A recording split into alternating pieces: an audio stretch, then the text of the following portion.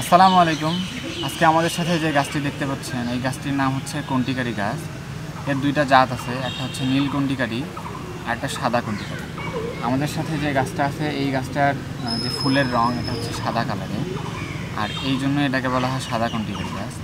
আমরা অনেকেই এই গাছটি চিনি, তবে এর যে অনেক উপকারিতা আছে এটা আমরা জানি না।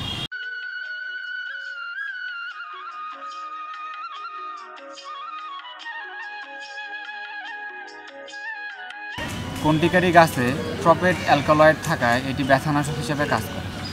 এছাড়াও শ্বাসকষ্ট এবং যদি মাঝে মাঝে প্রস্রাব আটকে যায় এরকম যদি কারো অসুখ থাকে তাহলে কন্টিকারি গাছ এবং এর পাতা পানিতে সিদ্ধ করে খেলে ইনশাল্লাহ উপকার পাবে।